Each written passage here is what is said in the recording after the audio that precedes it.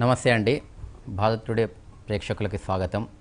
ఈరోజు మన ఈ కార్యక్రమంలో మేమంతా ఒక వైద్య బృందం డాక్టర్స్ ఫర్ సేవ అనే ఒక సంస్థ తరఫున ఈ కరోనా వ్యాధి గురించిన ఇప్పుడు ప్రస్తుతం ఉన్న కొన్ని అపోహలు, వాస్తవాలు, ప్రజల్లోకి ఇంకా తెలుసుకోవాల్సిన విషయాల గురించి మన మధ్యలో సీనియర్ డాక్టర్స్ ఉన్నారు. వాళ్ళు ఇప్పుడు మనకి దీని గురించి మాట్లాడతారు. ముందుగా మన ప్యానెల్లో డాక్టర్ విజయానంద్ గారు పీడియాట్రిషియన్, రెయిన్బో హాస్పిటల్లో పనిచేస్తుంటారు. అట్లాగే డాక్టర్ సంతోష్ గారు సీనియర్ పబ్లిక్ హెల్త్ స్పెషలిస్ట్.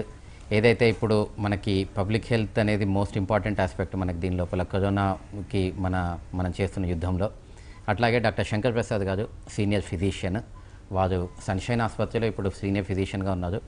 వారిలో ప్రత్యేకత ఏంటంటే మన ఆధునిక వైద్యంలో ఎండి, డిఎన్బి చేయడమే కాకుండా ఆయుర్వేదంలో కూడా వారు ఎంఫిల్ చేయడము, అట్లాగే ఆయుర్వేద శాస్త్రంని కూడా మామూలుగా మన ట్రెడిషనల్ మెథడ్స్ని మోడర్న్ మెడిసిన్స్తో జోడింపు చేసి వారు ఈ ట్రీట్మెంట్ని ఇస్తుంటారు. అందరికీ స్వాగతం అండి. మీ అందరి సమయానికి చాలా సంతోషం. ప్రస్తుతం అండి సంతోష్ గారిని అడుగుతున్న డాక్టర్ గారిని, ప్రస్తుతం కరోనా అనేది ఏదైతే ఉందో ఇప్పుడు ఏ స్థాయిలో ఉందని అంటారు? అంటే తగ్గుముఖం పడుతుందా, లేదా అట్లాగే ఒక స్టాటిక్ ఫేజ్లోకి వచ్చిందా, లేక ఇంకా పెరగబోతుంది అంటారా? ఒక పబ్లిక్ హెల్త్ స్పెషలిస్ట్గా మీ అభిప్రాయం చెప్పండి దాని విషయంలో. సో ఇప్పుడు కానీ మనము చూసినట్లయితే కరోనా ఇంతకుముందు మనకు చెప్తూ ఉన్నారు ఫేజ్ 1, ఫేజ్ 2, ఫేజ్ 3 అంటే కమ్యూనిటీ ఫేజు. సో ఫేజ్ 3లోకి ఇంకా రాలేదు, వస్తున్నాం, రాబోతున్నాం, ఇట్లాంటి రకరకాల చర్చలు మన దీంట్లో ఉన్నాయి. కమ్యూనిటీ ఫేజ్ అంటే ఏంటండి అసలు? ఫేజ్ 3 అంటే ఏ విధంగా చెప్తారు కమ్యూనిటీ ఫేజ్ అని? సో ఇప్పుడు మనం క్లియర్గా చెప్పొచ్చు మనం కమ్యూనిటీ ఫేజ్లో ఉన్నాము అన్న విషయం. అయితే కమ్యూనిటీ ఫేజ్లో ఉన్నామన్న దానికి అన్నిటికన్నా మోస్ట్ ఇంపార్టెంట్ ఏంటంటే మనం ప్రయత్నం చేస్తున్నాం ఒక పర్సన్కి ఎక్కడి నుంచి వచ్చింది అని తెలియడానికి. కాంటాక్ట్ ట్రేసింగ్ అంటారు. Contact tracing. ఈ కాంటాక్ట్ ట్రేసింగ్ చేద్దామని ఎవరినైనా హిస్టరీ అడిగితే ఆయనకి అసలు అర్థం కాదనమాట ఎక్కడి నుంచి వచ్చిందో. మనం హిస్టరీ తీసుకోవడానికి ప్రయత్నం చేస్తే మీరు ఎవరైనా దగ్గున్న వాళ్ళని కలిసారా, జ్వరం ఉన్న వాళ్ళని కలిసారా, ఎక్కడికైనా ట్రావెల్ చేసి వచ్చి మీకు వచ్చిందా, ఇలా మనం కేస్ హిస్టరీ అని తీసుకుంటాం. అవునండి. కేస్ హిస్టరీ తీసుకున్నప్పుడు అస్సలు మనకు అర్థం కాదనమాట ఆయనకి అసలు ఎక్కడి నుంచి వచ్చిందో ఆయన కూడా చెప్పలేడు. ఓకే. సో ఇలాంటి పరిస్థితుల్లో అది కమ్యూనిటీ స్టేజ్ అంటాం మనం. ఓకే. సో అలాంటి సిచ్యువేషన్ ఈరోజు మనకి తెలంగాణలో చాలా క్లియర్గా ఎస్టాబ్లిష్ అయిపోయింది. అండ్ కొన్ని కేసులు మనకి ఎక్కడ కొన్ని దొరుకుతున్నాయి, వాటికి అసలు హిస్టరీ కూడా లేదు. ఫర్ ఎగ్జాంపుల్ మీరు మహబూబ్ నగర్ జిల్లాలో నారాయణపేట అని కొత్తగా ఒక జిల్లా ఏర్పడింది. అక్కడ మన నీలోఫర్ హాస్పిటల్లో ఒక అమ్మాయి అడ్మిట్ చేశారు. అక్కడి నుంచి ఆ అమ్మాయి చనిపోవడం జరిగింది, చిన్న అమ్మాయి. అయ్యో.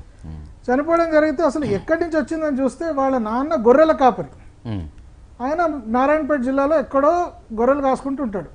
అసలు ఆయనకి ఫస్ట్ అసలు ఆ అమ్మాయికి ఎలా వచ్చిందన్నది, ఎక్కడికి ఆ గ్రామం బయటికి రాని వాళ్ళకి కూడా ఎట్లా వచ్చింది అన్నది ఎక్కడ ఏం లేదు. ఇది క్లియర్గా కమ్యూనిటీ ఫేజ్లో ఉన్నది అన్నదానికి ఒక ఇండికేషన్. ఖచ్చితంగా.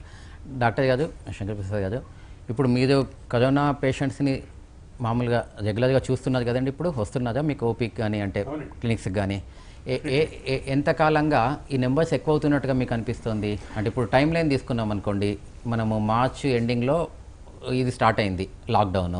ఏప్రిల్లో చాలా వరకు చాలా ప్రదేశాల లోపల అంటే మనం డాక్టర్లతో మాట్లాడుతున్నప్పుడు, అంటే నేను డాక్టర్నే, ఆల్దో మేము ఈ స్పెషలిస్ట్ని కాకపోయినా, కేసులు ఎక్కడ లేవు, అసలు ఎక్కడ కనిపించట్లేదు, ఐసీయూలు ఖాళీగా ఉన్నాయి. డెంగ్యూ టైంలో కానీ లేదంటే H1N1 టైంలో కానీ మొత్తం నిండిపోయి అసలు బెడ్ లేని పరిస్థితి. ఇప్పుడు ఏం లేవు కదా అన్నారు. ఏ పాయింట్ నుంచి అంటే టైం లైన్లో రఫ్లీ ఏ టైం నుంచి మీరు కేసులు ఎక్కువ చూడడం మొదలుపెట్టారు? క్లియర్గా అండి 2 థింగ్స్తో కోయిన్సైడ్ అయిందండి. ఒకటి మనకి June 1 నుంచి అంటే ఒకటి అన్లాక్ తీయటం అనేది ఒకటి. ఓకే.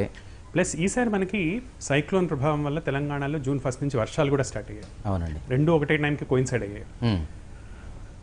అప్పటి నుంచి ఆల్మోస్ట్ June 1 నుంచి ఏ హాస్పిటల్ అన్నా చూడండి, యాక్చువల్లీ ఇప్పుడు మా హాస్పిటల్ ఉందనుకుందాము, ఫస్ట్ ఒక చిన్న వార్డ్తో స్టార్ట్ చేద్దాము, ఈ వార్డులో నిండితేర తర్వాత చూద్దామని స్టార్ట్ చేసింది. ఇప్పుడు ఆల్మోస్ట్ హాస్పిటల్ మొత్తం నిండిపోయిన దశకి చేరుకుంది. ఇది మా హాస్పిటల్ అనే కాదు, ప్రతి చోట కూడా. ఏ హాస్పిటల్స్ అయితే కోవిడ్ ని తీసుకుంటున్నాయో వాళ్ళందరూ స్టార్ట్ చేయటం ఒక 10 పడగలతోటి అలా స్టార్ట్ చేసి with in very few days expand చేసి వాళ్ళు ఫుల్ బల్జ్ వరకు వచ్చి ఇక మా వల్ల కాదని వెయిటింగ్ లిస్ట్ లో పరిస్థితిలో ఉంది వచ్చేసి నా ఉద్దేశంలో ఫస్ట్ వీక్ ఆఫ్ జూన్ నుంచి ఎక్కువగా ఎక్స్పోనెన్షియల్ గా పెరిగిపోయాయండి. అంతే.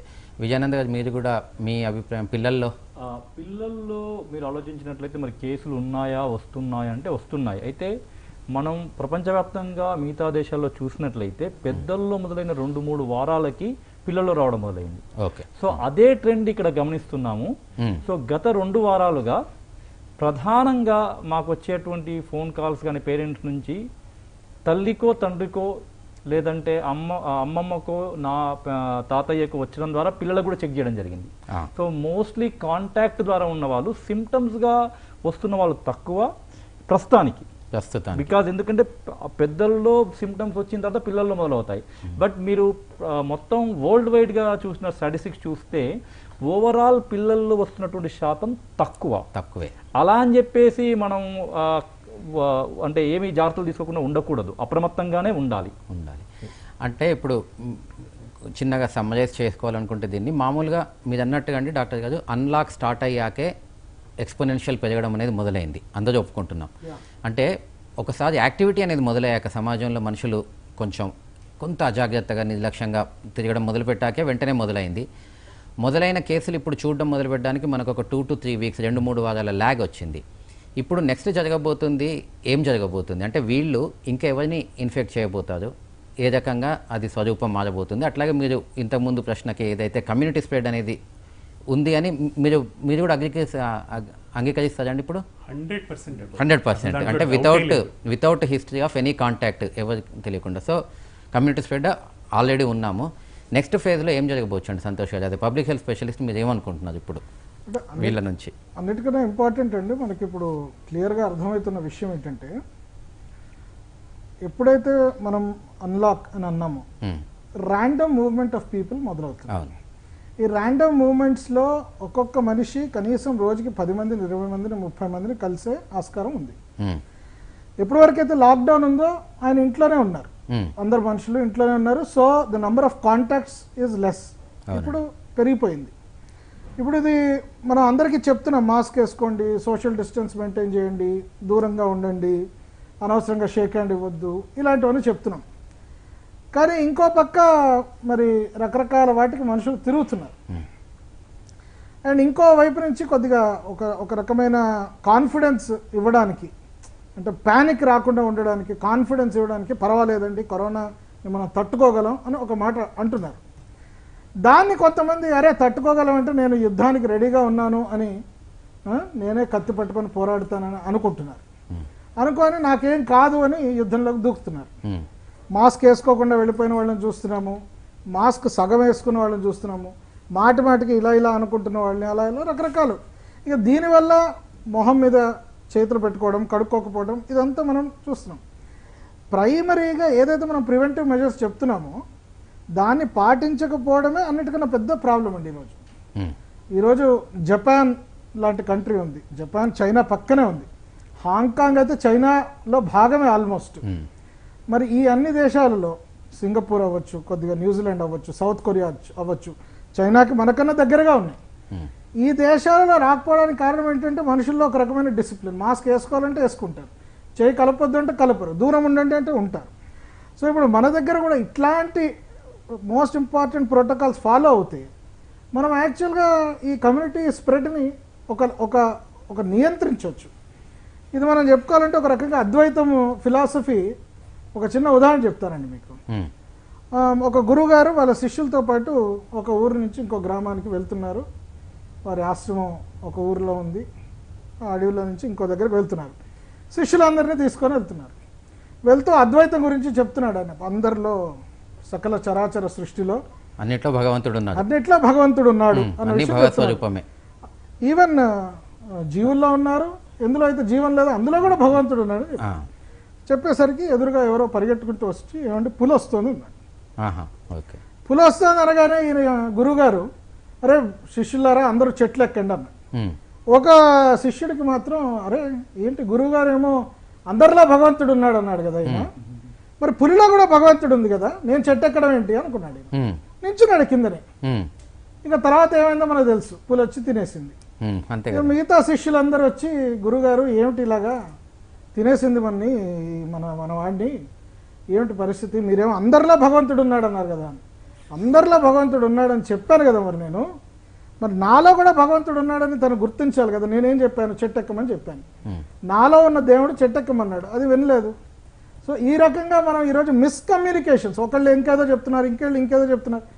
అసలు చెప్పేది అన్నిటికన్నా మూలం ఏంటి, మీరు ప్రికాషన్స్ పాటించండి, మాస్క్ వేసుకోండి. అది పాటించకుండా ఇంకేదో ఎవరో కాఫీ తాగితే మీకు బలం వస్తుందని, అప్పడాల పిండి తింటే బలం వస్తుందని, ఇలాంటివన్నీ ఏవో చెప్పింది విని దానివల్ల నిజంగానే నాకు కరోనా రాదు అని అనుకొని ఈ విధంగా తప్పుడు త్రోవలో వెళ్ళడం. అది ఒకటి. అంటే కొన్ని రకాల అపోహలు ఉన్నాయి దీని విషయంలో. అంటే కొంతమంది చెప్తున్నారు, కొంచెము మన ప్రపంచ ఆరోగ్య సంస్థ కానీ అమెరికా నుంచి వచ్చే CDC కానీ కొంత సమయంగా చూస్తుంటే కొన్ని రకాల చేంజెస్ అనేవి వస్తూ ఉన్నాయి కూడా. అంటే ప్రజల్లో కూడా కొంత అయోమయం, గందరగోళం వచ్చే అవకాశం కూడా వస్తుంది. ఇప్పుడు ఈ మాస్కుల విషయానికే చూసుకుంటే మనము మార్చ్ ఎండింగ్ వరకు కూడా అమెరికాలో కూడా మాస్క్ అనేది యూనివర్సల్గా అవసరం లేదు, కేవలము ఒక డెసిగ్నేటెడ్ ప్లేస్లో ఉండే వాళ్ళు మాత్రమే తీసుకోవాలనే ఒక ఇది వచ్చింది. కానీ ఆ తర్వాత ప్రపంచవ్యాప్తంగా కూడా మాస్క్ అనేది ఎంత ఇంపార్టెంట్ అనేది మాస్క్ వాడుతున్న దేశాలకి మాస్క్ వాడని దేశాలకు మధ్యలో ఉన్న వ్యత్యాసాన్ని గమనించి అన్ని దేశాలు కూడా ఏకకంఠంతో మాస్క్లోకి వచ్చాయండి. అయితే ఇంకొక చిన్న విషయం ఉందండి ఇందులో. ఇప్పుడు మీరు అన్నట్టుగా ఒక మెట్ట వేదాంతం లాగానో లేకపోతే చెప్పిన మాటను వినకపోవడానికి చేయడం ఒకటి. రెండవది ఇంకొకటి చూస్తున్నాం. అంటే ఇప్పుడు అమెరికాలో, చైనాలో మొదలైంది, ఒక 3 నెలలు లాక్డౌన్ చేయాల్సి వచ్చింది, ఏదో రకంగా బయటపడ్డారు. ఇటలీలో వచ్చింది, విశ్వరూపం చూపించేసింది. స్పెయిన్లో వచ్చింది, యూకేలో వచ్చింది, యూఎస్లో వచ్చింది, మనకు తెలిసిన వాళ్ళకి వస్తుంది. అంటే యూఎస్లో అట్లా అంతా వస్తుంది. అయినా మన దేశంలో ఇంకా ప్రజలు ఈరోజుకి కూడా, అంటే ప్రపంచమంతా కూడా చెప్తూనే ఉన్నారు, ఈ టైం ఫ్రేమ్ అనేది ఫిబ్రవరిలో ఒక దగ్గర, మార్చిలో ఒక దగ్గర, మే అట్లా పీక్స్ అవుతాయని చెప్తూనే ఉన్నా కూడా మన దేశంలో ఇంకా కూడా కొంచెము లాపాజవాయి, హైదరాబాద్ భాషలో చెప్పాలంటే ఎందుకు, దానివల్ల ఇంకే రకమైన రీజన్ ఉండొచ్చండి? అయితే ఇది చాలా చాలా ముఖ్యమైన ప్రశ్న, అందరూ తెలుసుకోవాల్సింది. దీనికి ఒక రకమైన మానసిక పరిస్థితి కారణం. దాన్ని మనం ఇంగ్లీష్లో చెప్పుకోవాలంటే ఆప్టిమిజం బయస్ అంటాము. తెలుగులో మనం తర్జుమా చేసినట్లయితే హద్దులు మీరిన ఆశావాదం. మనిషి ఏ విధంగా ఆలోచిస్తాడయ్యా అంటే, 1,00,000 మంది చనిపోయారు ఇటలీలో, 6 ఎక్కడో చనిపోయారు, అయ్యో అని బాధపడతాం, కానీ దానికి చలించి ఏదో చెయ్యం. అదే ఒక వ్యక్తి కనుక మన ఇంట్లోనో లేదా మన చుట్టుపక్కలలోనో మన బంధువులను మాడితే అది ఒక పెద్ద విషాదం. అంతే. మరి ఆ 1,00,000 మరణాలని ఇంత ఎందుకు ప్రభావితం చేయబోతుంది భారతదేశంలో ప్రజల్ని? అసలు కేసులు 4,000, 5,000 ఉన్నప్పుడు రోడ్ల మీద ఎవరు లేని వాళ్ళు లక్షల్లో కేసులు అయ్యి వేలల్లో చనిపోతుంటే మరి ఎందుకు ఈ విధమైనటువంటి నిర్లక్ష్య ధోరణి? నిజంగా వాళ్ళ ప్రాణం మీద వాళ్ళకి ప్రీతి లేదా అంటే ఉంది, కానీ ఈ అద్దుమీరిన ఆశావాదం ఏం చేస్తుందంటే, నాకేం కాదులే, దాంట్లో నేను రానులే, ఆ చనిపోయే 3-4% నేను ఉండనులే అనేటువంటి ఒక అనవసరమైనటువంటి అద్దుమీరినటువంటి ఆప్టిమిజం. ఇప్పుడు ఉదాహరణకి చెప్పండి. ఉదాహరణకి పొగ తాగే వాళ్ళు ఉన్నారు. అవును. వాళ్ళు ఏమనుకుంటారు, నాకు మాత్రం క్యాన్సర్ రాదు, మిగతా వాడికి వస్తుంది అనుకుంటారు.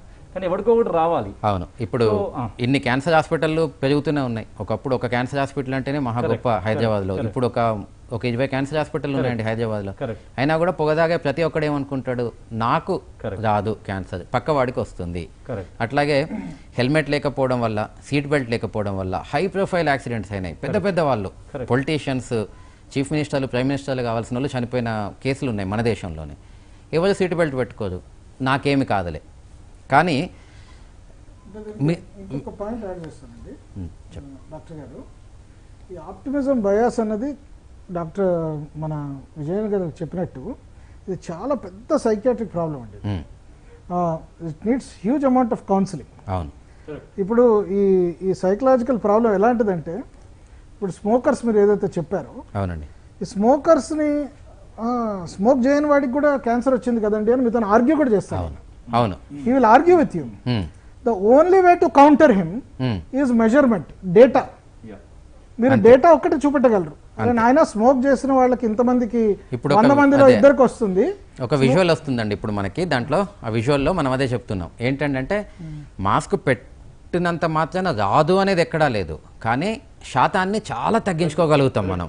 మాస్క్ లేకుండా 1 మీటర్ కన్నా తక్కువగా డిస్టెన్స్లో ఒక 5 నిమిషాల కన్నా ఎక్కువసేపు మాట్లాడితే దాదాపు 90 నుంచి 95% వరకు మనము ట్రాన్స్మిషన్ ఛాన్సెస్ ఉన్నాయి. 1 మీటర్కు దూరంగా ఉండి ఇద్దరూ కనుక మాస్క్ ధరిస్తే ఆ శాతం 90% తగ్గిపోయింది. అది అన్నిటికైనా ముఖ్యం, అంతే కదండి దీని విషయంలో.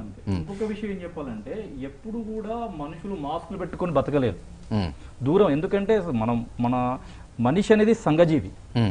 అందరినీ కలవడము, తర్వాత షేక్ హ్యాండ్స్ ఇవ్వడము, అన్ని రకాలుగా, అంటే ఒక సంఘజీవంలో ఇది, అంటే ఇన్ని వందల సంవత్సరాలు బతికి మనిషి సడన్ గా ఈ ఆలోచన విధానం వచ్చేసరికి వాళ్ళకి అది అడాప్ట్ చేయడానికి కష్టమవుతుంది. దాంట్లో ఈ ఆప్టిమిజం బయస్ అనేది ఒక కారణం. సో ఈ అద్దుమీరిన ఆశావాదం వల్ల పొంచి ఉన్న ప్రమాదాన్ని గుర్తించలేకపోతున్నారు.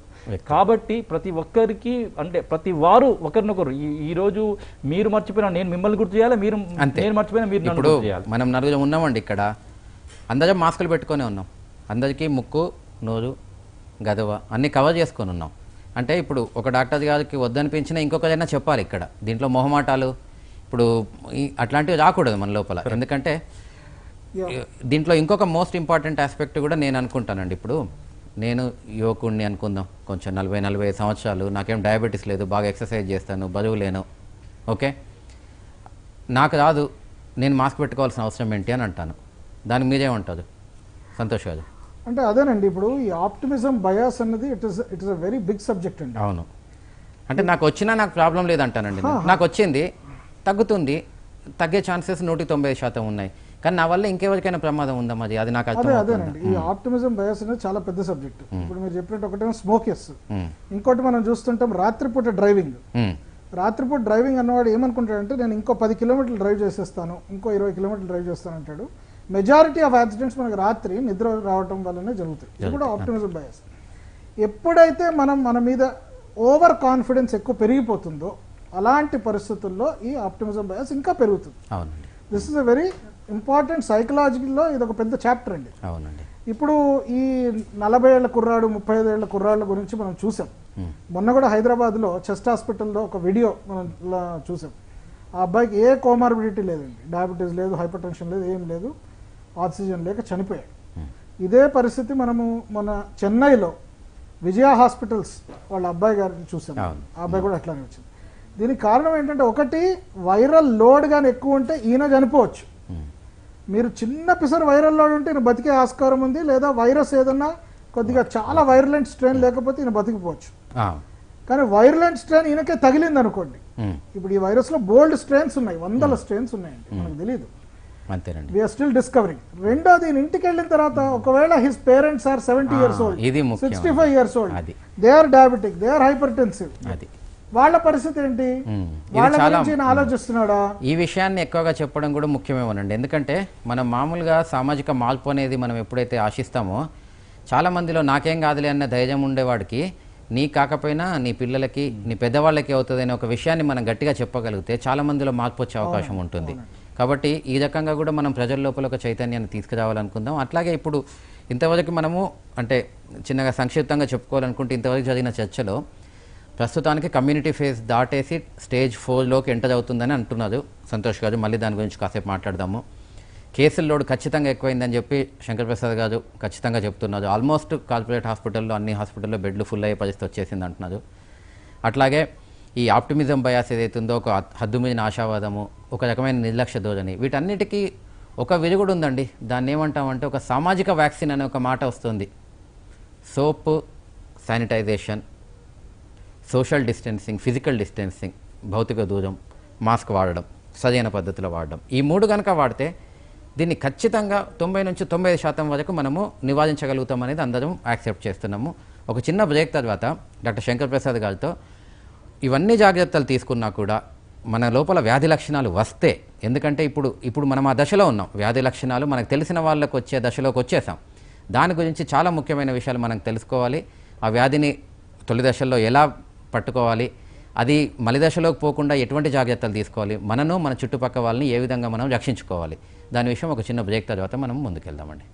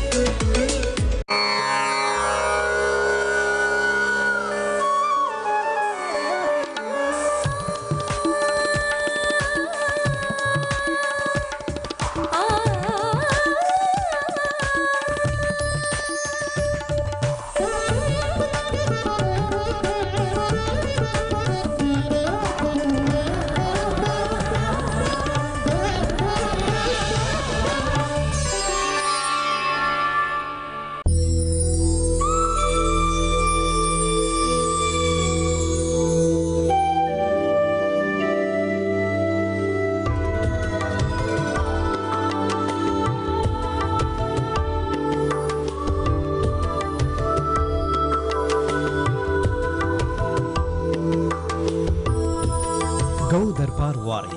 Nava. 100% Ayurvedic handmade bath soap.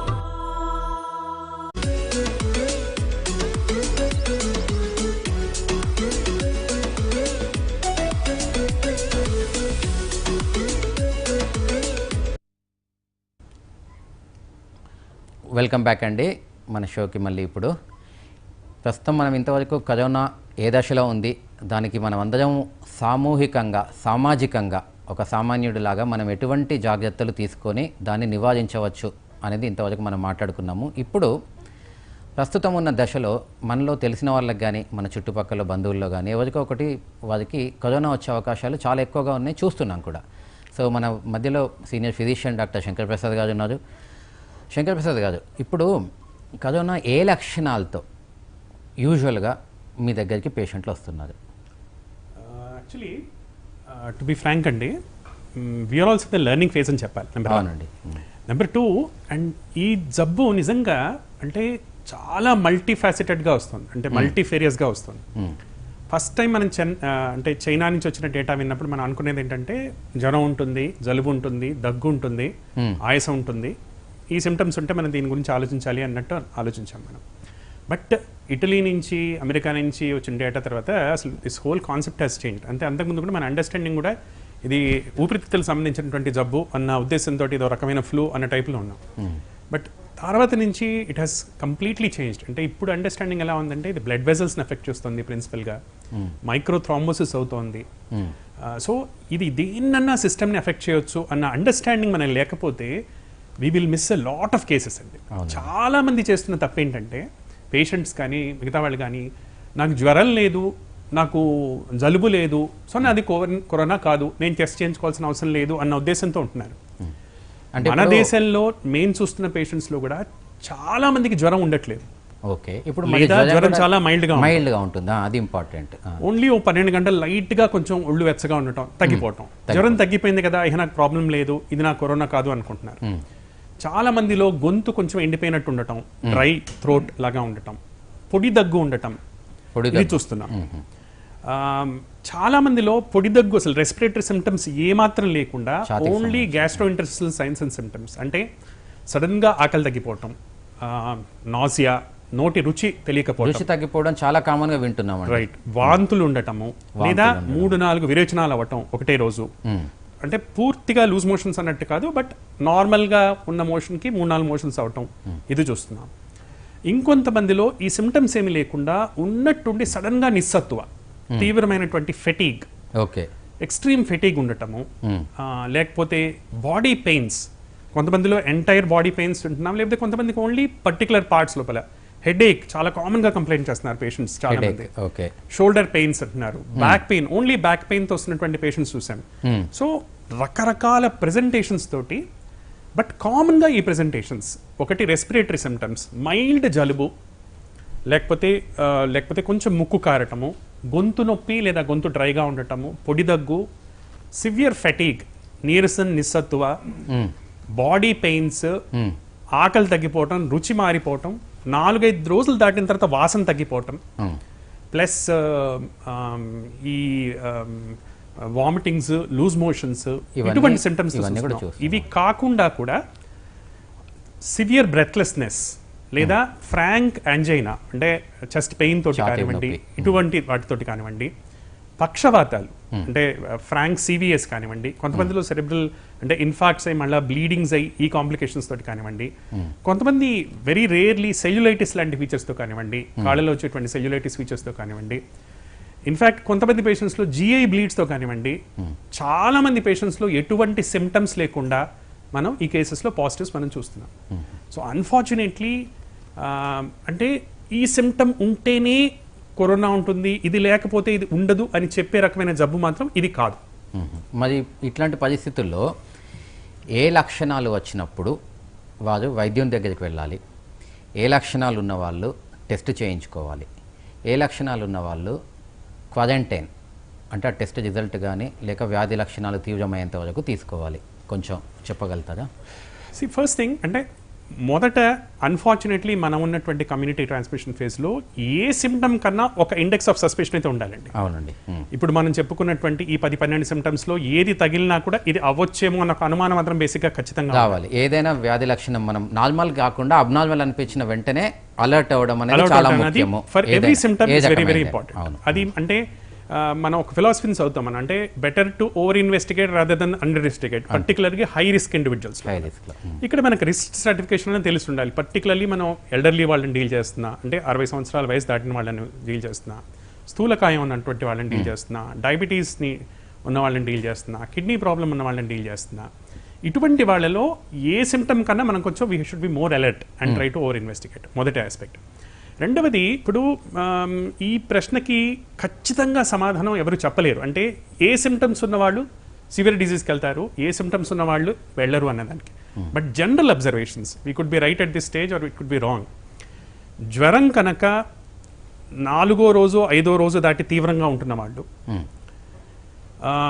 పొడి దగ్గు సివియర్గా ఉంటున్నటువంటి వాళ్ళు, మొదటి నుంచి ఆయాసం ఎక్స్పీరియన్స్ చేస్తున్నటువంటి వాళ్ళు, తర్వాత నీరసము నిస్సత్తువ బాగా ఉంటున్నటువంటి వాళ్ళు, ఈ కేటగిరీ పేషెంట్స్కి మనం హై రిస్క్ టెస్టింగ్ చేస్తే మంచిది. అంటే వీళ్ళలో ఇప్పుడు మనకి ఆల్రెడీ నో కొన్ని ఇన్వెస్టిగేషన్స్ వల్ల మనం రిస్క్ ప్రెడిక్టర్స్ మనం చేసుకోవచ్చు అని. సో డాక్టర్ గారి దగ్గరికి వెళ్తే వెళ్ళి ఖచ్చితంగా వీళ్ళకి ముఖ్యం. అట్లాంటి లక్షణాలు ఉన్న వాళ్ళు చాలా ముఖ్యం. రెండవది, ఇంతకుముందు మనం అనుకున్నట్టు ఈ సిమ్టమ్స్ లేకపోయినా హై రిస్క్ పర్సన్ అయితే కనుక, అంటే ఎల్డర్లీ పర్సన్, డయాబెటీస్ కంట్రోల్లో లేని వాళ్ళు, ఒబిసిటీ స్థూలకాయం ఉన్నటువంటి వాళ్ళు, లంగ్ ప్రాబ్లమ్స్ ఉన్నటువంటి వాళ్ళు, కిడ్నీ ప్రాబ్లమ్స్ ఉన్నటువంటి వాళ్ళు, జనరల్గా చూస్తున్నటువంటి పాపులేషన్, అంటే సివియర్ డిసీజ్ చూస్తున్న వాళ్ళలో ఇప్పటిదాకా వచ్చిన ఎక్స్పీరియన్స్ లోపల 90% మంది ఈ కేటగిరీలో ఫిట్ అవుతున్నారు. సో ఈ కేటగిరీ ఇటువంటి వాళ్ళు ఈ సిమ్టమ్స్ లేకపోయినా ముందటి నుంచి జాగ్రత్త పడితే మంచిది. అంతేనండి. ఓకే, సంతోష్ గారు, ఇప్పుడు కొన్ని అంటే మనము ఈ డాక్టర్స్ సేవ తరఫున కానీ మామూలుగా మనం ఒక డాక్టర్గా కానీ చాలా ఫోన్ కాల్స్ అవి వస్తున్నాయి. ఒకటి చెప్తాను మీకు సింపుల్గా. ఇప్పుడు మా పక్కింటి అతనికి పాజిటివ్ వచ్చిందండి. ఆయన ఎక్కడో పనిచేస్తారు ఒక ఆఫీస్లో ఎవరికో వస్తే వాళ్ళందరూ టెస్ట్ చేశారు, ఆయనకు కూడా ఫీవర్ ఉండింది, ఆయనకి పాజిటివ్ వచ్చింది. ఇప్పుడు ఒక 2 రోజుల కింద వాళ్ళ అమ్మాయి మా ఇంట్లో ఒక గంట సేపు ఆడుకొని వెళ్ళింది. ఏం చేయాలి ఇప్పుడు నేను?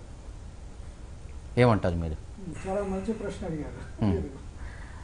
ఇప్పుడు జస్ట్ ఒక 1 వీక్ బ్యాక్ ఒక సినిమా ప్రొడ్యూసర్ ఒక ఆయన నాకు కాల్ చేశారు. ఏంటంటే మా ఇంటికి ఎదురుగా ఒక ఆయనకి పాజిటివ్ వచ్చింది, మా ఫ్లాట్ ఎదురు ఫ్లాట్. అంతే. అంటే వాళ్ళ అమ్మాయి చాలా చిన్న అమ్మాయి, మా ఇంటికి తరచుగా వచ్చి ఆడుకుంటూ ఉంటుంది. నేను ఏం చేయాలండి ఇప్పుడు, నాకు కాళ్ళు చేతులు ఆడట్లేదు, ఏం చేయమంటారని అడిగాను. అంటే నంబర్ 1, మీరు ఎంతసేపు ఆయన్ని కలిశారు అన్న క్వశ్చన్. నేను ఒక 5 నిమిషాల కన్నా ఎక్కువ మాట్లాడలేదండి. మరి మీరు మాస్క్ వేసుకొని ఉన్నారా? మాస్క్ వేసుకొని ఉన్నానండి. ఆయన మాస్క్ వేసుకొని ఉన్నారా? ఆయన కూడా మాస్క్ వేసుకొని ఉన్నారండి. అయితే మీ రిస్క్ కొద్దిగా తక్కువ. భౌతిక దూరం. రెండోది, మరి మీరు ఏం చేశారు, ఎందుకు ఆయన కలిశారు? ఆయన నాకు వేడి నీళ్ళల్లో మంచి ఛాయ్ పొట్లాలు కలుపుకొని తాగితే బాగుంటుందని ఒక 4 పొట్లాలు నాకు ఇచ్చారండి. అయితే నేను తీసుకోలేదు, మా అమ్మాయికి ఇచ్చాను, మా అమ్మాయి తీసుకుంది, నేను ఆఫీస్కి వెళ్ళిపోయాను. సో మీకు చాలా డిస్టెన్స్ ఎంత ఉండింది అంటే ఒక 3-4 మీటర్ల దూరం ఉండిందండి. నో ప్రాబ్లం, మీకు రిస్క్ లెస్ దెన్ 5%.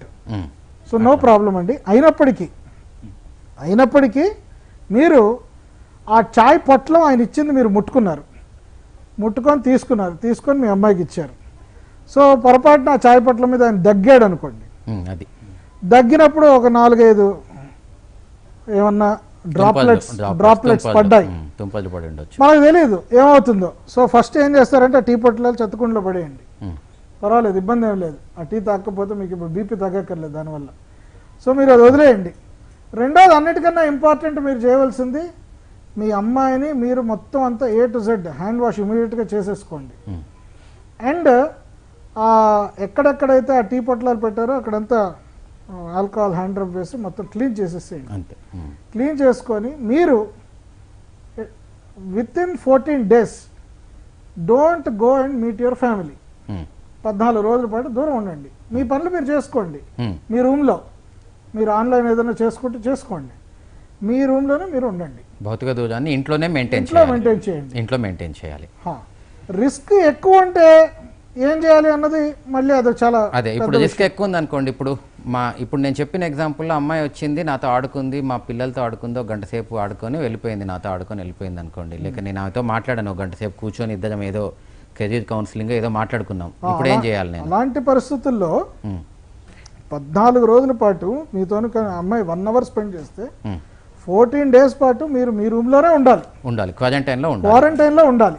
ఇప్పుడు మరి 1 week అయిందండి, ఇప్పటికి 1 week అయిపోయింది, అమ్మాయికి ఏం సిమ్టమ్స్ లేవు, ఇంకా నాకు నా జాబ్ ఉంది, మరి నేను బయటకు వస్తాను, ఏమంటారు దానికి మీద? అయినప్పటికీ ఆ అమ్మాయికి సిమ్టమ్స్ 2 రోజుల నుంచి 12 రోజుల వరకు నార్మల్ గా రావచ్చు. అయితే మనం కొన్ని కేసులు చూసాము, 21వ రోజు కూడా సిమ్టమ్స్ వచ్చిన కేసులు కొన్ని ఉన్నాయి. సో కానీ మాక్సిమం 2 to 12 days మధ్యలో మనకి రావచ్చు. సో ఎట్టి పరిస్థితుల్లో అందుకే మనకి ఏం చెప్పారంటే 14 రోజుల పాటు మీరు బెటర్ మీ రూమ్ లో ఉంటూ, మీ కంచం మీరే వాడుతూ, మీ మంచంలో మీరే ఉంటూ, మీ బట్టలు ఇంకోళ్ళు ఉతుక్కోకుండా, మీరు మీ కంచాలు ఇంకోళ్ళు కడగకుండా, మీ బాత్రూమ్ మీరే వాడుతూ, ఇంకోళ్ళ బాత్రూంలోకి వెళ్లకుండా ఇంట్లో కొద్దిగా you should protect. This is called home quarantine. అది ఇది చాలా ముఖ్యమండి. హోమ్ క్వారంటైన్ అంటే మనం ముందు మనకు వ్యాధి ఉందో లేదో తెలియని దశలో మనం తీసుకోవాల్సిన జాగ్రత్తల్ని క్వారంటైన్ అనాలి మనం. సో ఇది హోమ్ క్వారంటైన్. అయితే ఇందులో ఒక చిన్న ఇది ఉంది, పబ్లిక్ హెల్త్ యాంగిల్ ఉంది. చెప్పండి. అంటే డబ్బున్న వాళ్ళు, middle class families, upper class families లో 2 bedroom house, 3 bedroom house, 4 bedroom హౌస్లు ఉన్న చోట్ల మీరు హోమ్ క్వారంటైన్ ఈజీగా చేయగలరు, చెప్పిందంతా పాటించవచ్చు. కానీ ఇప్పుడు డబ్బు పాపం లేని వాళ్ళు single bedroom house, single room house, 4-5 ఉన్న చోట వాళ్ళ పరిస్థితులు ఏమిటి? అవును, ఒకటే బాత్రూమ్ మొత్తం అందరూ వాడుతున్నారు, లేదా వీధి మొత్తానికి ఒకటే బాత్రూమ్ ఉంది. అవునండి. అలాంటి పరిస్థితుల్లో ఈ పర్సన్ ఎవరైతే ఉన్నారో ఆయన ఇంకోళ్ళకి ఇన్ఫెక్ట్ చేసే ఆస్కారం చాలా ఎక్కువ ఉంది, అవకాశం. అందుకోసం ఇతను మోస్ట్ ఇంపార్టెంట్లీ చేయవలసింది, వీలుంటే ఎక్కడైనా బయట ఫిజికల్ క్వారంటైన్ దొరికితే అక్కడికి వెళ్ళిపోవడం ఉత్తమం. ఎవరైనా ఒక చోట క్వారంటైన్ ఉందంటే అక్కడికి వెళ్ళిపోవడం ఉత్తమం. ఇంకా అది కూడా దొరకట్లేదు, అలాంటి ప్రసక్తిలో ఈయన వాళ్ళ రూమ్ లోనే ఈయన ఒక మూల వాళ్ళొక మూల ఉంటూ మినిమం 2 meters గ్యాప్ మెయింటైన్ చేస్తే అది ఒక రకంగా కొద్దిగా తక్కువ. మాస్క్ ధరిస్తూ ఇంట్లో కూడా మాస్క్ ధరించాలి. బాత్రూమ్కి వెళ్ళినప్పుడు వీళ్ళు బాత్రూమ్కి వెళ్ళొచ్చిన తర్వాత మొత్తం డోర్ హ్యాండిల్ మీద సోప్, వాటర్ ట్యాప్ మీద, బకెట్ల మీద, అన్నిటి మీద కూడా సోప్ తోని మొత్తం వాష్ చేసి అప్పుడు బయటకు రావాలి. అంటే దీంట్లో మీద అంటే చెప్పొస్తుంది ఏంటంటే అండి, ఇప్పుడు దీంట్లో ఏ విధంగా అయితే కమ్యూనిటీ స్ప్రెడ్ అనేది జరుగుతుందో ఇట్లాంటి చిన్న ప్రికాషన్స్, ఇంపార్టెంట్ ప్రికాషన్స్, చిన్నవైనా చాలా ఇంపార్టెంట్ ప్రికాషన్స్ అనేవి తీసుకోకపోవడం వల్ల ఇది ఒకరి నుంచి ఒకరికి తెలియకుండా ముందుకెళ్ళిపోతుంది. డాక్టర్ శంకర్ ప్రసాద్ గారు, ఇప్పుడు మనము మొదట్లో ఈ టెస్ట్లు ఇవి చేస్తున్నాము, సరే వ్యాధి నిర్ధారణ అయింది అనుకుందాము. చాలా మందిలో ఇప్పుడు చెప్తున్నారు, మన గైడ్లైన్స్ కూడా వచ్చాయి, ఇప్పుడు ఏదైతే మైల్డ్ సిమ్టమ్స్ ఉన్న వాళ్ళు ఉన్నారో వాళ్ళని హోమ్ ఐసోలేషన్ ప్రోగ్రామ్ కింద ఎక్కువగా ట్రీట్ చేయడానికి ఇప్పుడు అవసరం కూడా ఉంది, అది చెప్తున్నది కూడా. ఈ హోమ్ ఐసోలేషన్ చేస్తున్నప్పుడు ఒక వ్యక్తి ఏం చేయాలో చెప్పండి అసలు.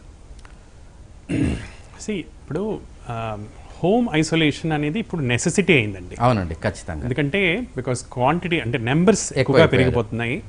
హాస్పిటల్స్ని, హెల్త్ సర్వీసెస్ని ఓవర్లోడ్ చేయకుండా ఉండాలనడానికి that is very very important. అయితే ఇప్పుడు హోమ్ ఐసోలేషన్ కూడా ఐసీఎంఆర్ గైడ్లైన్స్ ఇచ్చింది, మనకి గవర్నమెంట్ గైడ్లైన్స్ కూడా ఉన్నాయి, అంటే వాళ్ళు ఏం చేయాలి అని. స్ట్రిక్ట్లీ స్పీకింగ్ ఇప్పుడు జీహెచ్ఎంసీ లిమిట్స్లో ఉందనుకో. సో జీహెచ్ఎంసీ మెడికల్ ఆఫీసర్ ఒకళ్ళు వచ్చి వాళ్ళని ఇన్స్పెక్ట్ చేసి, ఒక ఆశా హెల్త్ వర్కర్ వచ్చి ఇన్స్పెక్ట్ చేసి వాళ్ళని, ఆశా హెల్త్ వర్కర్ డైలీ ఒకసారి ఇన్స్పెక్ట్ చేసి వీళ్ళని, వాళ్ళకి డూస్ అండ్ డోంట్స్ ఒక లిస్ట్ ఇచ్చి వాళ్ళకి వాళ్ళు తీసుకోవాల్సినటువంటి సింపుల్ మెడికేషన్స్, ఇప్పుడు గవర్నమెంట్ ఇస్తున్నటువంటి మెడికేషన్స్లో జనరల్గా వైటమిన్ సి, జింక్ టీ, జింక్ టాబ్లెట్ ఒకటి, తర్వాత కాఫ్ ఉంటే కనుక మిగతా సింటమాటిక్ మెడిసిన్స్, కాఫ్ ఉన్నటువంటి వాళ్ళకి కాఫ్ మెడికేషన్స్ ఇలాంటివి ఇస్తున్నారు. మొన్నటి దాకా hydroxychloroquine tablet was given as a preventive. ఇప్పుడు హైడ్రాక్సిక్లోరోక్విన్ ఇవ్వట్లేదు at this point of time. అంటే ఇప్పుడు మీరు మామూలుగా ఒక ప్రజల్లో ఇప్పుడు అంటే మీరు అన్నట్టుగా రోజుకు 2-3 వేల కేసులు వస్తున్న సందర్భంలో అందరికీ హైడ్రాక్సిక్లోరోక్విన్ వాడమని చెప్తారా, వాడొద్దని చెప్తారా? ఇప్పుడు మీరు ఇప్పటిదాకా వచ్చిన డేటాలో కన్క్లూజివ్ గా హైడ్రాక్సిక్లోరోక్విన్ వల్ల బెనిఫిట్ లేదని చెప్తున్నారు. లేదని సో చెప్తున్నారు. మనం సైంటిఫిక్ డేటాని బిలీవ్ చేస్తే కనుక అంతే. హైడ్రాక్సిక్లోరోక్విన్ ని వాడాల్సినటువంటి అవసరం లేదు. Mild దానివల్ల symptoms. దాన్ని ఓన్లీ క్లినికల్ ట్రయల్స్ లో అండర్ అబ్జర్వేషన్ వాడుతున్నారు తప్పించి అంతేనండి. హోమ్ లెవెల్లో దాన్ని వాడటం జరగట్లేదు. సో హోమ్ లెవెల్లో ఎవరైతే మైల్డ్ సిమ్టమ్స్లో ఇంటికి వెళ్తున్నారో వాళ్ళకి మీరు చెప్తుంది జింక్, ఒక విటమిన్ ప్రభుత్వం సి, గైడ్ లైన్ ఇస్తుంది vitamin C, zinc, maybe vitamin D. D కూడా, వైటమిన్ డి కూడా. బికాస్ ఈ మూడు జింక్ అండ్ వైటమిన్ డి అనేవి స్పెసిఫిక్ రోల్ ఉన్నాయి వాటికి రెస్పిరేటరీ ఇమ్యూనిటీలో, కాబట్టి అవి ఇస్తున్నారు. ఖచ్చితంగా. Apart from that adequate hydration maintain చేయమని, వాటర్ బాగా తాగుతూనే ఉండాలి, నీళ్లు బాగా బాగా తీసుకుంటామని, న్యూట్రిషియస్ డైట్ తీసుకోమని. అవునండి. This is the basic guideline. అవునండి. రైట్. అవును. నా పర్సనల్ ఉద్దేశం అంటే what I would suggest is, first thing is ఇంట్లో ఉంటున్న వాళ్ళు they have to maintain their diet and hydration very very important అండి. అంటే ఇందాక డాక్టర్ గారు చెప్పినట్టు isolation is very very important. మనకున్న పరిస్థితుల్లో సాధ్యమైనంత వరకు మన నుండి వేరే వాళ్ళకి జబ్బు పెరగకుండా చూసుకోవడం ఇస్ వెరీ ఇంపార్టెంట్. దానివల్ల మనకే లాభం. పక్క వాళ్ళకి జబ్బు పెరిగిందంటే మనకు అటెన్షన్ తగ్గిపోతుంది. ఎందుకు? పేషెంట్లు ఎంతమంది పెరిగితే డాక్టర్లకు చూసే టైం అంత తగ్గిపోతుంది. సో పక్కవాడికి ఎంత రాకపోతే వాళ్ళకి నష్టం కాదు, మనకి లాభం. అంతే. రెండో విషయం ఏంటంటే మన హెల్త్ మనం ప్రిజర్వ్ చేసుకోవడానికి వైరల్ లోడ్ పెరగకుండా ఉంటుంది. పక్క వాళ్ళకి కూడా వచ్చింది అనుకోండి, మన ఇద్దరం ఒకళ్ళొకళ్ళకి చూస్తూ ఉన్నాం అనుకోండి, రిపీటెడ్ ఎక్స్పోజర్స్ వల్ల వైరల్ లోడ్ పెరుగుతుంది. వచ్చేటువంటి కమ్యూనిటీ అంటే వచ్చేటువంటి డిసీజ్ మోర్ సివియర్ గా ఉండొచ్చు. చాలా ఇంపార్టెంట్ పాయింట్. సో దీని వల్ల కూడా మళ్ళీ మనకి లాభం. అవును. మూడో విషయం, ఇక మన డైట్ విషయానికి వస్తే ఐసోలేషన్, అపార్ట్ ఫ్రమ్ ఐసోలేషన్ మనం ఫస్ట్ అర్థం చేసుకోవాల్సింది ఏంటంటే ఏదన్నా ఇన్ఫెక్షన్ కానివ్వండి, కోవిడే కాదు, ఏదన్నా ఇన్ఫెక్షన్స్ డిసీజెస్లో అల్టిమేట్గా ఏం జరుగుతుంది అంటే ఇప్పుడు మనం దీంట్లోనే డిస్కస్ చేస్తున్నాం. కొంతమందికి అసలు సిమ్టమ్సే రావట్లేదు. అవునండి. ఎన్ని రోజులు చూసినా కూడా వాళ్ళు సిమ్టమ్సే రావట్లేదు, టెస్ట్ చేయించుకుంటే పాజిటివ్ వస్తున్నారు. అవును. కొంతమందికి జస్ట్ 12 గంటలు జ్వరం వస్తుంది, 2 రోజులు దగ్గుతున్నారు, 3వ రోజు నుంచి వాళ్ళకి సిమ్టమ్సే ఉండట్లేదు. వేరేస్ కొంతమందికి ఊపిరాడనంత ఆయాసం వస్తుంది, కొంతమంది 4 గంటలు చచ్చిపోతున్నారు. ఆయాసం వచ్చి 4 గంటలు చచ్చిపోతున్నారు. ఇంత వెరైటీ అసలు ఎందుకు జరుగుతుంది? సరే, కొంతమంది వాదన ఏంటంటే వైరస్లు డిఫరెంట్ వెరైటీస్ ఉన్నాయి అని. కానీ ఇది ఇప్పటిదాకా ప్రూవ్ అయిన విషయం కాదు. అంటే ఎన్నో వెరైటీస్ ఉన్నా కూడా ఇప్పటికీ డామినెంట్ గా ఉన్న వెరైటీ ఒకటే అని సిసిఎంఏ మనకు చెప్తోంది. వీళ్ళకి కనబడుతున్నటువంటి వైరస్ హోస్ట్ రెస్పాన్సే మీరు ఎక్కువగా. ఎందుకు అంటే కొంతమంది అదే వైరస్ తోటి ఎందుకు కొంతమంది చచ్చిపోతున్నారు, కొంతమందికి ఇన్ఫెక్షన్ ఎందుకు రావట్లేదు అన్న విషయం మనం ఆలోచిస్తే మనకి 2 ఇంపార్టెంట్ విషయాలు తెలుస్తాయి. ఒకటి వాతావరణ పరిస్థితులు. అవును. ఇప్పుడు ఎన్విరాన్మెంట్ ఎప్పుడు కూడా వైరస్కి ఎప్పుడైతే ఎన్విరాన్మెంట్ సపోర్టివ్గా ఉంటుందో అప్పుడు వైరస్ బలం పెరుగుతుంది. అవును. మొదటి నుంచి భారతదేశంలో చారిత్రాత్మకంగా అంటే మనం 1817లో వచ్చినటువంటి కాలరా పాండమిక్ దగ్గర నుంచి 6 కాలరా పాండమిక్స్ తీసుకున్నా, 1918లో వచ్చిన స్పానిష్ ఫ్లూ తీసుకున్నా, 1974లో వచ్చిన స్మాల్ పాక్స్ పాండమిక్స్ తీసుకున్నా, లేకపోతే మనం 1897లో ప్లేగ్ ఈ తీసుకున్నా, వాతావరణ పరిస్థితుల వల్ల కొంత ఎక్కువ వచ్చే అవకాశం ఇంకా 100% మనకి జూన్ నుంచి నవంబర్ దాకా ప్రాబ్లం ఉంటుంది. సో చాలా జాగ్రత్తగా ఉండాలి. జూలై నుంచి అక్టోబర్ దాకా సివియర్ ప్రాబ్లం ఉంటుంది. సివియర్ ప్రాబ్లం ఉంటుంది. చాలా సో ఇంపార్టెంట్. ఈ పీరియడ్ లో మనం జాగ్రత్తగా ఉండాలి. మూడోది మన ఓన్ హోస్ట్ ఇమ్యూనిటీ. అంటే చాలా మంది ఏమనుకుంటారంటే నాకు డయాబెటీస్ లేదు, బీపీ లేదు, నేను సిగరెట్ తాగను, ఆల్కహాల్ లేదు, సో నా ఇమ్యూనిటీ బాగానే ఉంటుంది. ఓకే. కానీ actually this is not true. అంటే ఇమ్యూనిటీ అనేది it's a very very complicated fact rather than ఇంత సింపుల్ కాదు. ఓకే. అంటే మిగతా జబ్బులు లేకపోవడం అనేది ఆరోగ్యం ఉంది అని చెప్పడం కాదు. జబ్బు లేకపోవడం మాత్రాన ఆరోగ్యంగా ఉన్నామని చెప్పలేం. కరెక్ట్. అది ఆరోగ్యాన్ని మీరు పెంపొందించుకోవాలి చాలా రకాలుగా. మన WHO డెఫినేషన్ చూసుకున్నా కూడా అది WHO డెఫినేషన్ కూడా మానసికంగా ఆరోగ్యంగా ఉండటం, శారీరకంగా ఆరోగ్యంగా ఉండటం, అన్ని రకాలుగా ఆరోగ్యంగా ఉంటేనే వాడు పూర్ణమైనటువంటి స్వస్థత. అవునండి. రెండవది మనకు తెలిసిన విషయం ఏంటంటే ఇమ్యూనిటీ మీద డిఫరెంట్ సిస్టమ్ ఎఫెక్ట్ ఉంటుంది. ఇవేమీ లేకపోయినా సివియర్ డిప్రెషన్ ఉన్నా, లేట్గా పడుకుంటున్నా, లేట్గా భోజనాలు చేస్తున్నా, ఎక్స్ట్రీమ్ డైట్స్లో ఉన్నా, చాలా మంది చూడండి ఈ మధ్యలో డైట్లో రకరకాల ఎక్స్పెరిమెంట్లు చేస్తున్నారు. అవునండి. అంటే హై ఫ్యాట్ డైట్స్ తీసుకోవడం, కంప్లీట్ ఫ్యాట్ మానేస్ డైట్స్ తీసుకోవడం, ఎక్స్ట్రీమ్ డైట్స్ అన్ని కూడా ఇబ్బందికరమే. ఖచ్చితంగా వీటి ఎఫెక్ట్ ఇమ్యూనిటీ మీద ఉంటుంది. సంతులితమైన ఆహారం తీసుకోవడం అనేది చాలా ముఖ్యం. సంతులితమైన ఆహారం, సీజన్ కి సరిపోయే ఆహారము, వాళ్ళ సిస్టమ్ అరిగించుకోగలిగినటువంటి ఆహారం. ఖచ్చితంగా. అంటే ఒకే ఆహారం అందరికీ పడకపోవచ్చు, అంతే. వాళ్ళ సిస్టమ్ డైజెస్టివ్ కేబిలిటీస్ బట్టి కూడా తీసుకోవాల్సి ఉంటుంది. అవునండి. చాలా మంచి పాయింట్స్ అండి. ఇది మనం పాటించాల్సి ఉంటుంది. పర్టికులర్ గా జ్వరాలు వచ్చినప్పుడు, ఈ ఐసోలేషన్ ఉన్నప్పుడు తమ ఆకలిని బట్టి తమకు సరిపోయే ఆహారం మితమైన క్వాంటిటీలో ప్రాపర్ బాయిల్డ్ వాటర్ తోటి కానీ లేదా ఇప్పుడు జింజర్ కానివ్వండి, కొరియాండర్ కానివ్వండి, వీటితోటి బాయిల్ చేసిన ఇప్పుడు మనకి ఈ కషాయం కూడా చెప్తున్నది కదండి, అది కూడా తీసుకోవాలని చెప్తున్నాం కదా అందరికీ కూడాను. అంటే మన ఇంట్లో దొరికే వాటితో చేసుకోవడము, వేడి నీళ్ళతో తాగడం అనేది కొంతవరకు దానివల్ల ఇమ్యూనిటీ బూస్టింగ్ అవ్వడం అనేది జరుగుతుంది. యాక్చువల్లీ అంటే దాంట్లో నేను have slight difference of opinion అండి. ఓకేనండి. సి ఇమ్యూనిటీ అనేది ఆయుర్వేదంలో కొంచెం కాంప్లికేటెడ్గా చూసారు వాళ్ళు. అంటే దీన్ని 3 లెవెల్స్లో చూశారు. ఇప్పుడు మనం చెప్తున్నటువంటి కషాయానికి ప్రాక్టికల్గా ఇమ్యూనిటీకి సంబంధం లేదు. ఓకే. అంటే దీని మీద ఏదైనా అధ్యయనం చేసి చూసుకోవచ్చు. ఇప్పటిదాకా ఏ అధ్యయనంలో కూడా దీనివల్ల ఒక WBC కౌంట్ పెరుగుతుందని కానీ, యాంటీబాడీ టైటర్స్ పెరుగుతాయని కానీ మీకు ఎటువంటి ఎవిడెన్స్ లేదు, రాదు, దొరకదు. ఆయుర్వేదం ప్రకారం ఇవన్నీ ఏం చేస్తున్నాయంటే మెటబాలిజంని పెంచుతాయి. ఇప్పుడు వీళ్ళు చెప్తున్నటువంటి జింజర్, తులసి, లేకపోతే దాల్చిన చెక్క, ఇవన్నీ కూడా మెటబాలిజంని పెంచుతాయి. అంటే వాళ్ళ ప్రకారం అగ్నిని పెంచుతాయి.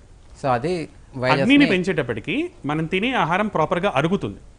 ఆయుర్వేదం లాంటి సిస్టమ్స్ అని నమ్మినవి ఏంటంటే మనకి అరగని ఆహారము వైరస్లకి, బ్యాక్టీరియాలకి ఆహారంగా మిగులుతుంది. సో వాటికి ఆహారం తగ్గుతుంది, మనకు ఆహారం పెరుగుతుంది. సో దీనివల్ల జ్వరం తీవ్రత తగ్గుతుంది, కానీ దీనివల్ల ఇమ్యూనిటీ పెరగదు. ఇమ్యూనిటీ పెరగకపోయినా కనీసం వైరసైడల్గా కూడా యాక్ట్ చేసినట్టు తులసి లాంటి ప్లాంట్స్ కి, టర్మరిక్ లాంటి వాటికి మైల్డ్ వైరసైడల్ ఎఫెక్ట్ ఉంది. So to that degree it will work. ఓకేనండి. ఇప్పుడు విజయానంద్ గారు ఒక చిన్న సందర్భం చెప్తాను మీకు. ఒక ఇంట్లో ఒక అతనికి సిమ్టమ్స్ మొదలయ్యాయి. ఇంట్లో 2 పిల్లలు ఉన్నారు. పిల్లల్ని తీసుకెళ్ళి మన పెద్దవాళ్ళ దగ్గరికి పంపించేస్తారు సిమ్టమ్స్ కాస్త మొదలయ్యే దశలో. అంతలోగా అతనికి పాజిటివ్ అని వచ్చేసింది. వచ్చిన 1-2 డేస్లో పిల్లవాడికి కూడా ఇప్పుడు ఫీవర్ మొదలైపోయింది. ఈ పరిస్థితుల్లో ఏం చేయాలి చెప్పండి? సో పిల్లవాడు ఇప్పుడు వేరే వాళ్ళ దగ్గర ఉన్నాడు, తల్లిదండ్రుల దగ్గర ఉన్నాడు, గ్రాండ్ పేరెంట్స్ దగ్గర ఉన్నాడు, తాత. అయితే ఇక్కడ ఇందాక సార్ చెప్పినట్టు and elderly people are high risk అండి. ఓకే. సో ఆ పెద్దవాళ్ళ నుంచి ఈ పిల్లల్ని తీసుకురావడమే తెలివైన పని. ఎందుకంటే ఒకవేళ వాళ్ళు ఎక్స్పోజ్ అయినా కూడా అవును వాళ్ళకి వైరల్ లోడ్ ఎక్కువ కాకుండా ఈ పిల్లల నుండి తీసుకురావడం మంచి విషయం. అదే అంటే ఇప్పుడు దీంట్లో 2 పాయింట్స్ ఉన్నాయి. ఫస్ట్, ఆ బాబుకి ఫీవర్ వచ్చింది అంటే ఆల్రెడీ ఇన్ఫెక్షన్ ఉన్నట్టే అనుకోవడానికి ఇప్పుడున్న పరిస్థితుల్లో. అంతే అంతే అంతే. దాని నుంచి పెద్దవాళ్ళకి వచ్చిండొచ్చు, వచ్చినాక ఇంకా అక్కడే ఉంచుకోవచ్చు కదండి, మళ్ళీ తీసుకురావడం ఎందుకనే దానికి మీరు వైరల్ లోడ్ అంటున్నారు. కరెక్ట్. వైరల్ లోడ్ అనేది మళ్ళీ రిపీటెడ్ ఎక్స్పోజర్స్ రాకుండా తీసుకురావడం మంచిది. అంటే వచ్చింది అని ఖచ్చితంగా చెప్పలేము కూడా. అంటే ఆ బెనిఫిట్ ఆఫ్ డౌట్ అంటే వాళ్ళకి పెద్దవాళ్ళకి ఇవ్వడం ముఖ్యం, ఎందుకంటే వాళ్ళు హై రిస్క్. ఓకే. కాబట్టి వాళ్ళ నుండి తీసుకురావడం తెలివైన పని. లేదు అంటే అంటే మరి ఇంకెవరైనా చూసుకునే వాళ్ళు, మరి వాళ్ళ రిస్క్ కూడా ఉంటుంది. కాకపోతే ఆల్రెడీ పేరెంట్స్ పాజిటివ్ కాబట్టి పేరెంట్స్ దగ్గరికి ఇప్పుడు పేరెంట్స్ లో ఒక పేరెంట్ పాజిటివ్ ఉండి ఇంకొక నార్మల్ గా ఉన్నది అనుకోండి, ఈ పిల్లవాడితో ఎలా డీల్ చేయాలి? ప్రాక్టికల్ గా ఏంటి, ఎలాంటి జాగ్రత్తలు తీసుకోవాలి? అంటే ఇప్పుడు తల్లి పిల్ల అనేది ఒక బాండింగ్, దాంట్లో ఏ విధంగా మనం జాగ్రత్తలు తీసుకోవాలి ఒకరి నుంచి ఒకరికి? అంటే పిల్లలకి వాళ్ళ వయసును బట్టి నచ్చజెప్పడం నేర్పించాలి. ముఖ్యంగా ఇంకా ఇక్కడ తల్లి పాజిటివ్, బిడ్డ పాజిటివ్ కాబట్టి వాళ్ళు తల్లి నెగటివ్. ఓకే, అట్లా పాజిటివ్ అయినా అంటే అప్పుడు వాళ్ళకి నచ్చజెప్పడము, వాళ్ళకు అర్థమయ్యేటువంటి రీతిలో సామాజిక భౌతిక దూరాన్ని ఎంత వీలైనంత వరకు పాటించాలి. ఖచ్చితంగా మాస్క్ ధరించేది తల్లి కూతురు అయినా కూడా, తల్లి కొడుకు అయినా కూడా మాస్క్ ధరించాల్సిందే, కంపల్సరీ. తర్వాత ఫీడింగ్ టైంలో కానీ ఏదన్నా కనీసం తల్లి మాస్క్ కట్టుకొని ఫీడ్ చేయడము, అన్ని రకాల వీలైనంత వరకు భౌతిక దూరాన్ని పాటించడం అనేది depending upon the age of the child. ఒకవేళ చాలా చిన్న బేబీ అయితే she has to look after and but అప్పుడు ఆమె అన్ని రకాలటువంటి జాగ్రత్తలు తీసుకోవడం. ఇంకొక విషయం అండి, ఇప్పుడు ఈ కరోనా ఎలా అంతమవుతుంది అని అందరూ అడుగుతున్నారు. అంటే దీంట్లో 2-3 ఉన్నాయి. ఒకటి వ్యాక్సిన్ అనేది ఒకటి ఉంది అంటున్నాము. ఇప్పుడు ఆగస్టు 15కి ఒక డెడ్ లైన్ పెట్టిన వ్యాక్సిన్ ఒకటి వచ్చింది అంటున్నారు. దాని గురించి మీ ఉద్దేశం ఏంటండి? వ్యాక్సిన్ అనేది సాధారణంగా ఏ జబ్బుకైనా కానీ, ఏ అంటువ్యాధికైనా కానీ ఒక 4-5 సంవత్సరాలు పడుతుంది మామూలుగా అయితే. మరి ఇది ఒక ప్రత్యేకమైనటువంటి పరిస్థితి. ప్రపంచవ్యాప్తంగా కూడా రకరకాల శాస్త్ర దాన్ని ఫాస్ట్ ట్రాక్ చేస్తున్నారు. కానీ ఎంత ఫాస్ట్ ట్రాక్ చేసినా కూడా అన్ని దశల వారీగా అది రావాలి. అవును. ఇప్పుడు phase 3 ట్రయల్ అంటే హ్యూమన్ బీయింగ్స్ లో ఇవ్వడం వరకు వచ్చింది, కానీ అది ఇచ్చిన తర్వాత ఏ స్థాయిలో అది ఇమ్యూనిటీని ఇస్తుంది, తర్వాత దానివల్ల వచ్చేటువంటి దుష్ప్రయోజనాలు ఉన్నాయా, అది నిజంగా ప్రొటెక్ట్ చేస్తుందా లేదా? వ్యాక్సిన్ నమ్ముకొని మనము విచ్చలవిడిగా తెలియడం అబ్సల్యూట్లీ లేదు, వద్దని అంటున్నాను. లేదు. సంతోష్ గారు, హర్డ్ ఇమ్యూనిటీ అని ఒక పదం వింటామండి. హర్డ్ ఇమ్యూనిటీ అంటే ఇప్పుడు నేను ఏమంటున్నానంటే, మామూలుగా నేను వెళ్ళి ఎప్పటికైనా ఇమ్యూనిటీ అందరికి వచ్చాక, ఇన్ఫెక్షన్ వచ్చాక తగ్గుతుంది కదా, నేను వెళ్తానని నేను అంటాను. నేను వెళ్ళి ఇంకా ఇన్ఫెక్షన్ చేసుకుంటాను ఇప్పుడు ఎప్పటిదాకానో వెయిట్ చేయడం, రోజు భయపడుతూ బతకడం ఎందుకు? నేను ఏమంటారు దానికి మీరు?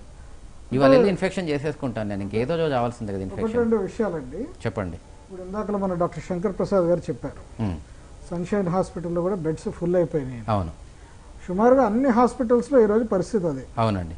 ఈరోజు మీరు ఏ హాస్పిటల్కి ఫోన్ చేయండి, అవును, కరెక్ట్. అపోలోకి వెళ్ళండి, కిమ్స్కి వెళ్ళండి, అవును, అన్ని హాస్పిటల్ అయినాయి. అవును, ఏ హాస్పిటల్కి వెళ్ళండి, వెంటిలేటర్లు లేవండి ఈరోజు. అవును, వెంటిలేటర్, బెడ్స్ లేవు, అవును, ఆక్సిజన్ దొరకట్లేదు. అవును, మీకు ఎక్కడన్నా పొరపాటున ఒక బెడ్లో ఆక్సిజన్ పెట్టే బెడ్ దొరుకుతుందేమో కానీ వెంటిలేటర్ ఉన్న బెడ్ అయితే చాలా కష్టంగా ఉంది ఇప్పుడు. ఓకే. సో ఇప్పుడు మనం చూసుకున్నట్లయితే స్టాటిస్టిక్స్, ఈ రోజు 2000 మందికి పాజిటివ్ వచ్చిందండి తెలంగాణలో. 2000 మందికి పాజిటివ్ వస్తే ఒక 10% మైట్ రిక్వైర్ హాస్పిటలైజేషన్. అవును, 200 అంటే 200 మందికి హాస్పిటల్లో భర్తీ చేయాలి. ఇవాళ ఆ 200 మందిలో 50% might require oxygen or ventilation, some ICU bed, some ICU bed. 100 మందికి, అంటే సుమారుగా 100 మందికి, అది 100 మంది ప్రతిరోజు ఐసీయూ బెడ్ కావాల్సిందే అవును, ఈ లెక్కన.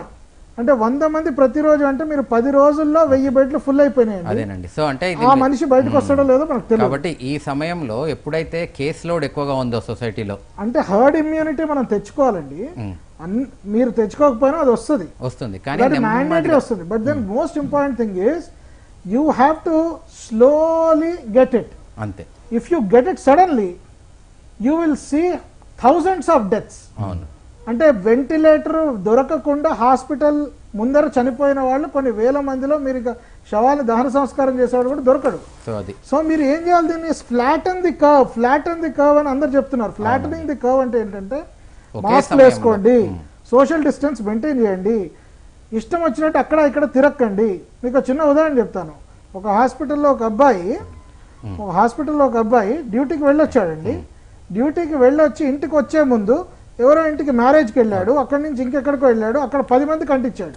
అది చాలా చూస్తున్నామండి. అదే ఇప్పుడు ఇలాంటి పరిస్థితుల్లో మీరు అసలు అలాంటి పని చేయకూడదు. You are not flattening but you are spiking the curve. So don't spike the curve, flatten the curve, stay at home, go out only if it is necessary. Mask వేసుకోండి, తప్పకుండా హ్యాండ్ వాష్ చేసుకోండి, అన్నిటికన్నా intense 2 metres distance. కూరగాయలు వస్తే కూరగాయల వాటి దగ్గర నుంచి కూడా అంతేనండి. మనం ఒక్క మార్కెట్, కూరగాయల మార్కెట్ 1700 మంది దగ్గరికి తీసుకెళ్ళిందండి కరోనా. సో కూరగాయలు కూడా ఉప్పులో కడుక్కోవాలి, సోడా వాష్ చేసుకోవాలి. అండ్ ఒకవేళ ఇందాక డాక్టర్ గారు చెప్పినట్టు ఒకవేళ ఇంట్లో కానీ హోమ్ ఐసోలేషన్లో ఉంటే థర్మామీటర్, పల్స్ ఆక్సిమీటర్ లాంటివి కానీ పెట్టుకుంటే మనకు కొద్దిగా మన శరీరంలో ఆక్సిజన్ ఎంత ఉంది 95 కన్నా కిందికి వెళ్ళిపోకుండా, 93 కన్నా కిందికి వెళ్ళిపోకుండా ఉండేటట్టు కొన్ని జాగ్రత్తలు. ధన్యవాదాలండి డాక్టర్ గారులందరికీ. ఇప్పుడు మనం ఈ చర్చలో మనకు తెలిసింది ఏంటంటే భయానికి లోను కావాల్సిన అవసరం లేదు, కానీ అదే సమయంలో అలసత్వం అనేది అసలే పనికిరాదు. నిర్లక్ష్యము, అలసత్వం ఎట్టి పరిస్థితిలో పనికిరాదు. మన జాగ్రత్తలే మనకు శ్రీరామ రక్ష. ఈ చర్చలో పాల్గొన్న డాక్టర్లందరికీ మరి ధన్యవాదాలు. ఈ సందర్భంగా మనందరం దీన్ని దృష్టిలో పెట్టుకొని ఈ కరోనాకి మనం చేస్తున్న యుద్ధంలో మనందరం కూడా ఒక సైనికుడిలాగా మన జాగ్రత్తలు, భౌతిక దూరం పాటించడం, మాస్క్ ధరించడం, చేతులు కడుక్కోవడం, ఈ 3 పాటిస్తూ ఈ సామాజిక వ్యాక్సిన్ ద్వారా మనం దీన్ని అరికట్టే ప్రయత్నం చేస్తానని ఆశిస్తున్నాను. ధన్యవాదాలు.